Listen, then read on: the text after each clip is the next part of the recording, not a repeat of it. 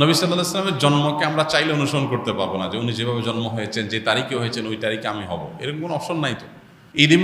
ঈদ মিলাদুন নবী ও সিরাতুন নবীর মধ্যে পার্থক্য কী?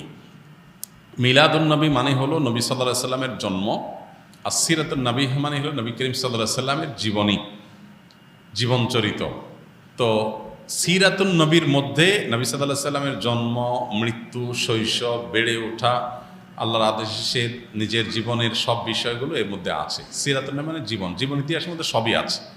আর মিলাদুন নবী হলো সিরাতের, অর্থাৎ নবী সাল্লাল্লাহু আলাইহি ওয়াসাল্লাম পুরো জীবনের একটা অংশ।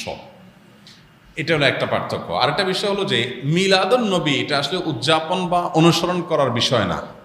নবী সাল্লাল্লাহু আলাইহি ওয়াসাল্লামের জন্মকে আমরা চাইলে অনুসরণ করতে পারবো না, যে উনি যেভাবে জন্ম হয়েছেন, যে তারিখে হয়েছেন, ওই তারিখে আমি হব, এরকম কোনো অপশন নাই তো। কিন্তু সিরাতুন নবী যেটা, এটা কি করা যায়? অনুসরণ করা যায়। নবী সাল্লাল্লাহু আলাইহি ওয়াসাল্লামের জীবন চরিত দেখে দেখে সেই অনুযায়ী আমি আমার জীবনকে গঠন করলাম। তো এটা হলো মূলত আমাদের জন্য গুরুত্বপূর্ণ। আমাদেরকে নবী সাল্লাল্লাহু আলাইহি ওয়াসাল্লামকে আল্লাহ দিয়েছেন তাকে অনুসরণ করার জন্য।